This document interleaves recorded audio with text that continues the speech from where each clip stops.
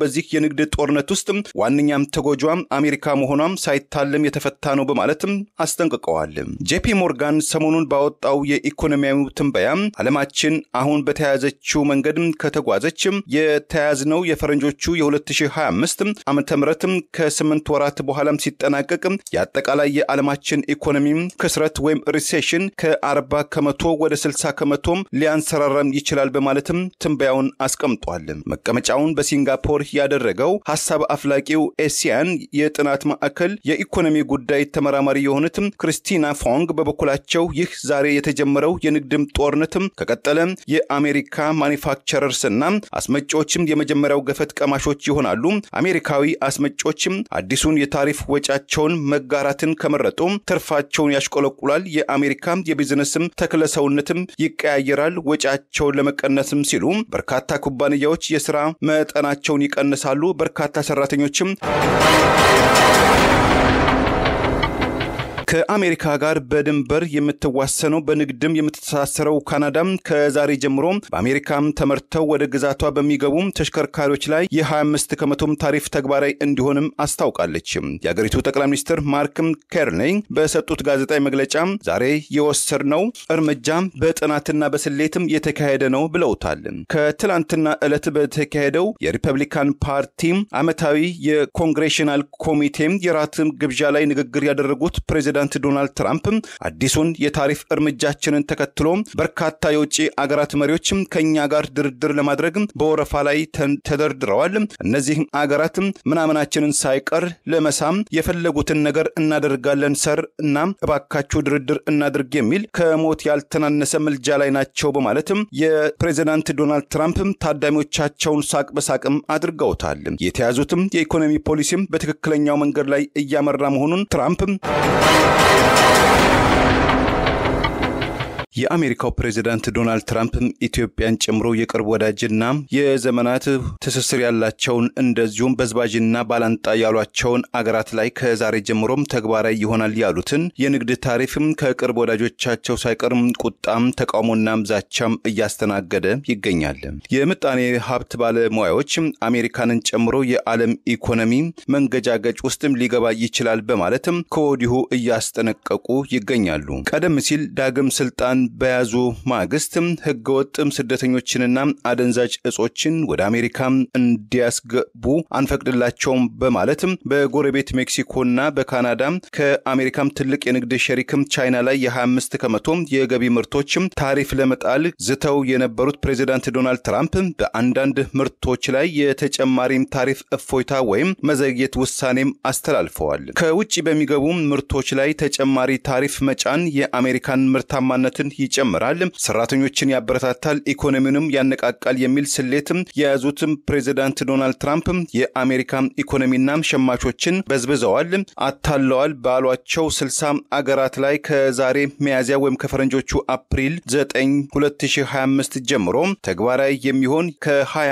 ከመቶ አንስቶ ቻይና ላይ እስከተጣለው የ104 ከመቶ ታሪፍም ተግባራዊ እንደሚሆን ተገልጿል። በአዲሱ የፕሬዚዳንት ዶናልድ ትራምፕ የታሪፍ ስሌትም የተለያዩ ምርቶቿን ወደ አሜሪካ ስታስገባ በቅድሚያ $10 ከ40 ሳንቲም ተጨማሪ ቀረጥም ስሌትም አድርጋ ከአሜሪካ የድንበር ኬላም የጉምሩክ ጽፈት ቤትም መቅረብ የሚጠበቅባት በዓለማችን በኢኮኖሚዋ እንደ አሜሪካ ሁሉ ግዙፍ ወይም ተግደርዳሪ የሆነችው ቻይና ለፕሬዚዳንት ዶናልድ ትራምፕ አስተዳደር የተጨማሪም ታሪፍ መመሪያ እንደማትንበረከክም ይልቁንም ቀደም ሲል ለአሜሪካ አስተዳደር ታሪፍ ግብረ መልስ የጣለችውን የ34 ከመቶም ታሪፍ ወደ 80 ከመቶ ከፍ ማድረጓን ከነገ ጀምሮም እርምጃው ተግባራዊ እንደሚሆን የቻይናው ጂንፒንግ አስተዳደር ውሳኔ አስተላልፏል።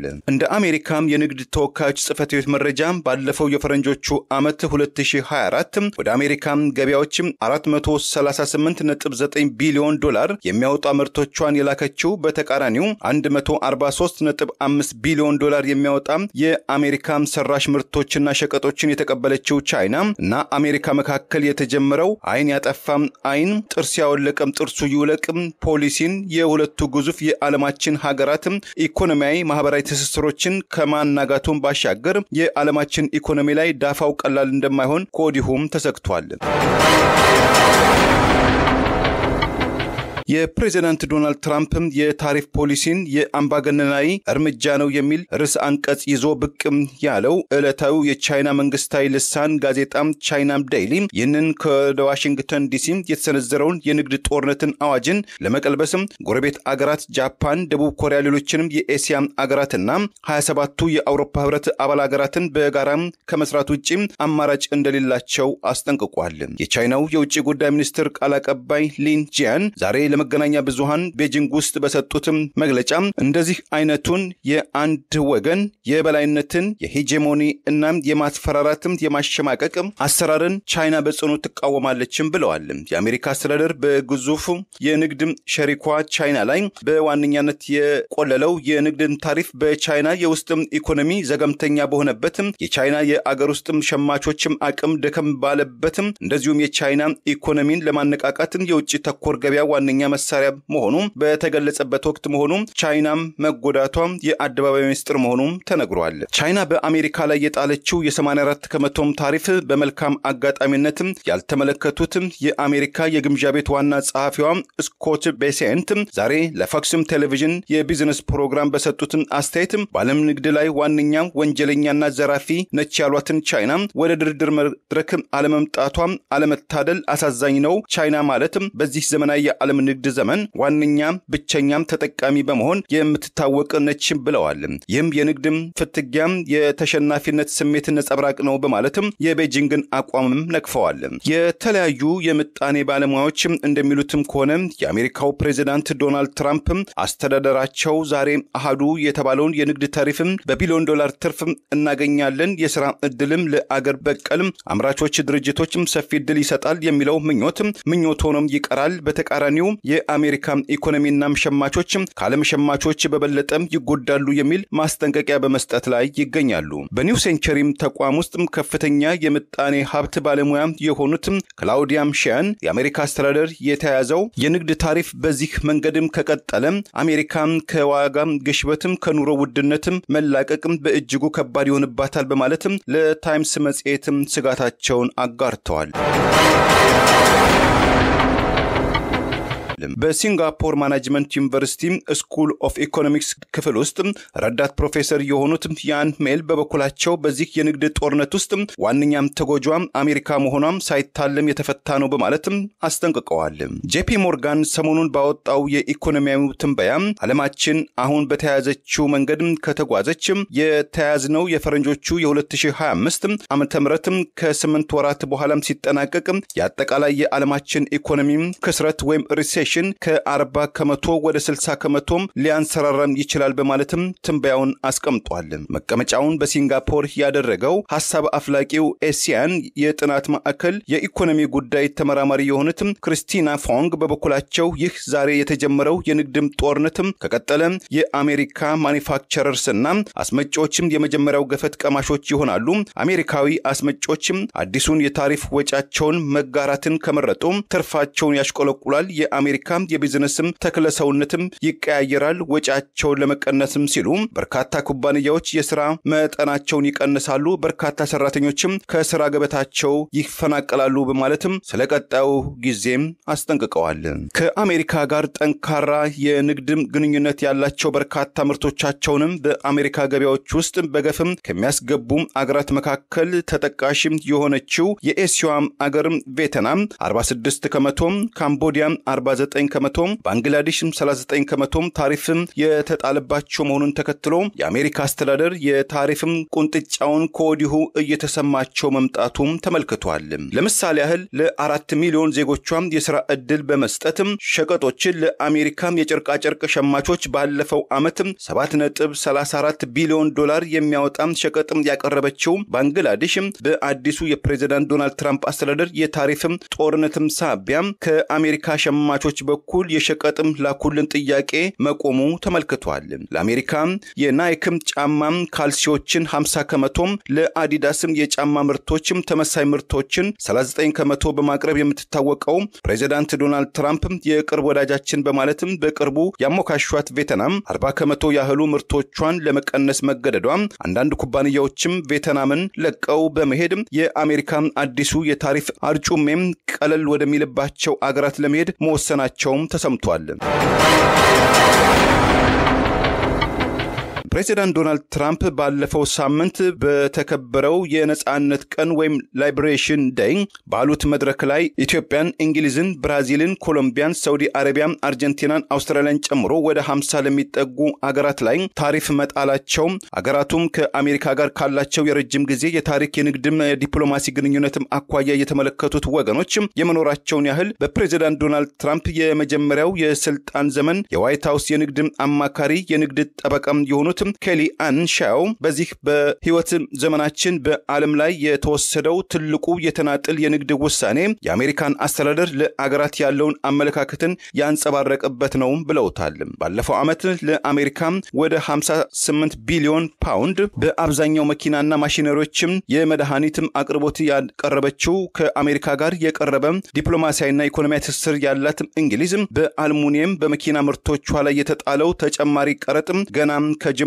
እየጎዳ መሆኑን ያስተዋሉትም ጠቅላይ ሚኒስትሯም ሰር ኬር ስታርመር የእንግሊዝና የአሜሪካም የንግድም ታሪፍም እሳቱን ከወዲሁ ሞቀነዋል፣ በቀጣይነትም የእንግሊዝም ህዝብን ጥቅም የሚያስከብር ፍልሚያ እናደርጋለን ብለዋል። ከእንግሊዝ ወደ አሜሪካ በሚገቡ መኪናዎች ላይ አዲስ የ25 ከመቶም ታሪፍ መጣሉን ተከትሎ ግዙፉ የላንድ ሮቨርና ጃጓር መኪና አምራቹ የእንግሊዙ ኩባንያ ነገሮችም እስከሚሰክኑ ድረስ በማለትም ምርቶቹን ለጊዜው ወደ አሜሪካም ከመላክም እንደሚቆጠብም አስታውቋል። ሌሎችም የእንግሊዝ መኪና አምራቾችም ድርጅቶችም ተመሳሳይ እርምጃም ይወስዳሉም ተብሎ ይጠበቃል። የአሜሪካው አስተዳደር የንግድም ታሪፍም ያልተዋጠላቸው የአውሮፓ ህብረት ዋና ሹማ ኡርሱላ ቮን ዴር ላየን ይህ የተናጠል እርምጃ በዓለማችን ላይ የሚገኙ በሚሊዮኖች የሚቆጠሩ ሰዎችን ክፉኛም ይጎዳል፣ የአሜሪካም የተናጠል የታሪፍ ህግም ምላሽ የሚሆን እርምጃ 27ቱ የአውሮፓ ህብረት አባል ሀገራትም በ3 ክፍል የተሰላም አዲስም ጸረ አሜሪካም ታሪፍ በመጪው ሚያዝያ ወይም አፕሪል 15 2025 የአውሮፓ ቁጥጥር ይፋ እናደርጋለን በማለትም አስጠንቅቀዋል። ከአሜሪካ ጋር በድንበር የምትዋሰነው በንግድም የምትተሳሰረው ካናዳም ከዛሬ ጀምሮ በአሜሪካም ተመርተው ወደ ግዛቷ በሚገቡ ተሽከርካሪዎች ላይ የ25 ከመቶም ታሪፍ ተግባራዊ እንዲሆንም አስታውቃለች። የአገሪቱ ጠቅላይ ሚኒስትር ማርክ ካርኒ በሰጡት ጋዜጣዊ መግለጫ ዛሬ የወሰድነው እርምጃ በጥናትና በስሌትም የተካሄደ ነው ብለውታል። ከትላንትና ዕለት በተካሄደው የሪፐብሊካን ፓርቲ ዓመታዊ የኮንግሬሽናል ኮሚቴ የራት ግብዣ ላይ ንግግር ያደረጉት ፕሬዚዳንት ዶናልድ ትራምፕ አዲሱን የታሪፍ እርምጃችንን ተከትሎ በርካታ የውጭ አገራት መሪዎች ከኛ ጋር ድርድር ለማድረግ በወረፋ ላይ ተደርድረዋል። እነዚህ አገራት ምናምናችንን ሳይቀር ለመሳም የፈለጉትን ነገር እናደርጋለን ሰር እና እባካችሁ ድርድር እናድርግ የሚል ከሞት ያልተናነሰ ምልጃ ላይ ናቸው በማለትም የፕሬዚዳንት ዶናልድ ትራምፕ ታዳሚዎቻቸውን ሳቅ በሳቅም አድርገውታል። የተያዙትም የኢኮኖሚ ፖሊሲም በትክክለኛው መንገድ ላይ እያመራ መሆኑን ትራምፕ ለመግለጽም ሞክረዋል። ይሁን እንጂ የዎል ስትሪት ላይ ጎልደን ማን ሻክ በመጪው ዓመት የፕሬዚዳንት ዶናልድ ትራምፕ አስተዳደር የ45 ከመቶ የኢኮኖሚ ግሽበትም ያጋጥመዋል ሲል አስጠንቅቋል። ሲኤንቢሲ አካሄድኩት ባለው ጥናት 2/3 የአሜሪካ የኮርፖሬት ዋና ኃላፊዎች ፕሬዚዳንት ዶናልድ ትራምፕ አስተዳደራቸው የተያዘው የንግድ ታሪፍ ጦርነት ማጠናቀቂያው ወደ ኢኮኖሚያዊ ውድቀት ወይም ሪሴሽን ያመራል የሚል ግምት እንዳላቸውም ተናግረዋል ብለዋል። የአውስትራሊያው ጠቅላይ ሚኒስትር አንቶኒ አልባናስ ለጋዜጠኞች በሰጡት መግለጫ ከወዳጅ ሀገር አሜሪካ ይህንን ያህል የንግድ ጫና አንጠብቅም፣ እርምጃው ምንም አይነትም ተጠያቂያዊነት ወይም ሎጂካል የሌለው አውስትራሊያ ለብቀላም አትቻኮልም ብለውታል። የሶሻሊስት ሪዮትም አቀንቃይ መሆናቸው የሚነገረው የብራዚሉ ፕሬዚዳንት ሉላ ዳ ሲልቫን በበኩላቸው ከአሜሪካ አስተዳደር በኩል በብራዚል ላይ የተጣለው የ10 ከመቶ ታሪፍን በተመለከተ አሜሪካና ብራዚል አባል አገር በሆኑበት በዓለሙ የንግድ ተቋም WTO ፊት ለማቅረብ ተመጣጣኝ እርምጃ በአሜሪካ ላይ ለመውሰድ አገራቸው ብራዚል መዘጋጀቷን ገልጸዋል። የአሜሪካው ፕሬዚዳንት ዶናልድ ትራምፕ ራሳቸውን የዓለም ጌታ አድርገዋል ያሉት የፈረንሳዩ መንግስት መንግስትም ቃል አቀባይ ሶፊ ፕሬሜስ ፈረንሳይ በአውሮፓ ህብረት አማካኝነት በአሜሪካ ላይ ተመጣጣኝ እርምጃም ተወስዳለችም ብለዋል። አብዛኛው የወይን መጠጥ ምርቷ በአዲሱ የአሜሪካም ታሪፍ ሊጎዳ እንደሚችል የተገመተው ፈረንሳይ ሁሉንም አማራጮችና የንግድ ጦርነቶችን ለመፋለም ዝግጁ ነን፣ ከዚህም አኳያ የጉዳቱ ሰለባ ሊሆኑ የሚችሉ የአገር ውስጥ ኢንዱስትሪዎቻችንን አንስቶ እንዴት እንደምንረዳቸው እያጤንን ነው ብላለች። ይህም እኛ የረሳነውን የኢምፔሪያሊስት አካሄድ ዳግም እንዲያንሰራራ አንፈቅድለትም፣ የተቻለን ሁሉ ጥረትም እናደርጋለን በማለት የአገራቸው መንግስት በአሜሪካ አስተዳደር ላይ ያለውን ቅሬታም ገልጸዋል። የተለያዩ መረጃዎች እንደሚገልጹትም ፈረንሳይ ባለፈው ዓመት ለአሜሪካ መጠጥ አፍቃሪዎች ወደ 2.4 ቢሊዮን ዩሮ የሚያወጣ ወይን 1.5 ቢሊዮን ዩሮ ዋጋ ያለው ስፕራይት መጠጥን በመላክ የአሜሪካ ዋነኛ የወጪ ምርት መዳረሻም አድርጓታል። በአፍሪካ አህጉር ውስጥ ወደ 20 የሚጠጉ አገራት በትንሹም ከ10 ከመቶ የአሜሪካም አዲሱ ታሪፍ ማዕቀብም ሰለባ የሚሆኑ ሲሆን ትንሿም የደቡብ አፍሪካ አገር ሌሴቶ 50 ከመቶ የታሪፍ ጫናም ተሸካሚ መሆኗም ስጋት ውስጥ የከተታቸው የአገሪቱ የንግድ ሚኒስትር ናኩዌቲ ሴሊያ ፋብሪካዎቻችን ከመዘጋታቸው ሰራተኞቻችንም ከመባረራቸው በፊት በአሜሪካ አስተዳደር ጋር በአስቸኳይ ለውይይትም እንቀመጣለን ብለዋል። ኢትዮጵያም ከሰሜኑ ጦርነት ጋር በተያያዘ ከተጠቃሚነትም የተገለለችበት የአሜሪካው ነፃ ገበያ እድል በእንግሊዝኛው ምህጻረ ቃል አጎዋ ተጠቃሚ አገር የሆነችው ሌሴቶም ባለፈው ዓመት ምርቶቿ ወደ አሜሪካም በመላክ 237.3 ሚሊዮን የአሜሪካን ዶላር ገቢ ስታገኝ አሜሪካን በበኩሏ ወደ ሌሴቶ የላከችው ምርት 2.8 ሚሊዮን ዶላር የሚያወጣ መሆኑን በሁለቱ ሀገራት መካከል ተመጣጣኝ ያልሆነ የንግድ ሽርክና እንዳለም ገላጭ ነውም ተብሏል። የአሜሪካው አስተዳደር አዲሱ የታሪፍ ጫናም ከተጫነባቸው የአፍሪካ አገራት መካከል ማዳጋስካር 47 ከመቶ፣ ሞሪሸስ 40 ከመቶ፣ ቦትስዋና 37 ከመቶ፣ በቅርቡም ከዶናልድ ትራምፕ አስተዳደር ጋር በቃላት ጦርነት ውስጥ የሰነበተችው ደቡብ አፍሪካ 30 ከመቶ የታሪፍም ጭማሪም ተጥሎባቸዋል። በአፍሪካ አህጉር በህዝብ ቁጥሯም በኢኮኖሚያም ግዙፍ የሆነችው ምዕራብ አፍሪካዊቷ ናይጄሪያም እንደዚሁ የ14 ከመቶ የአሜሪካም ታሪፍም ተጥሎባታል። ኬንያም፣ ጋናም፣ ታንዛኒያም፣ ኡጋንዳም፣ ሴኔጋልና ላይቤሪያን የመሳሰሉት አገራት በአሜሪካ አስተዳደር ጋር ተመጣጣኝ ያልሆነ የንግድ መሰራት ወይም ትሬድ ዴፊሲት የሌላቸው በሚል ስሌት 10 ከመቶም ታሪፍም ተጥሎባቸዋል። ለአሜሪካም ገበያም የፕላቲኒየም ማዕድን በገፍ የምታቀርበው የአሜሪካ መኪናዎችንም በብዛትም ከሚቀበሉት አገራት መካከል በዋነኛነት ተጠቃሽ የሆነችው ደቡብ አፍሪካ የተጣለባትን 30 ከመቶም ታሪፍን የጤናማ ንግድም ስርዓትን የሚያደናቅፍም የመቅጫ መሳሪያ ሆኖም አግኝተነዋል። የምርቶቻችንን በአፍሪካ አህጉር ውስጥ እንዴት ማዳረስ እንዳለብን በቀጣይነትም ጠንክረን እንሰራለን በማለትም የአገሪቱ የንግድ ሚኒስትር ፓርክም ቶአም ለፈረንሳዩ የዜና አገልግሎት ኤፍፒ ተናግረዋል። ኢትዮጵያን ለመሳሰሉ አገራት በአመትም ደጎስ ያለ የእርዳታ እጆቿን ተዘረጋ የነበረችው በቅርቡ እርምጃዋን በአውንታይ ሳይሆን በአሉታይ ያሳወቀችው አሜሪካን በርካታም የእድሉ ተጠቃሚዎችን ያስደነገጠው የአሜሪካ አስተዳደር መጠኑ ቢለያይም በኢኮኖሚ ለተጎዱ የአፍሪካ አገራት ላይ የጣለው አዲሱም ታሪፍም በበርካታዎች ዘንድ በደንባራ በቅሎ አይነትም ነው ሲሉ ስጋታቸውን ሰጥተውበታል። ከቅርብ አጋሮቻቸው ከፓርቲው ሰዎቻቸው ሳይቀር ብርቱ ተቃውሞ የገጠማቸው ፕሬዝዳንት ዶናልድ ትራምፕ ግን አሜሪካንን ዳግም ታላቅ አገር እናደርጋታለን የሚለው ፖሊሲያቸውን እንደሚገፉበትም ሰሞኑን በሁሉም የአሜሪካ ግዛቶች በሚባል ሁናቴም በአውሮፓም ከተሞችም ለተቃውሞ ሰልፍ ለወጡባቸው ሰልፈኞችም በሰጡትም አጭር አስተያየትም ትራምፕ አቋማቸውን ገልጸዋል።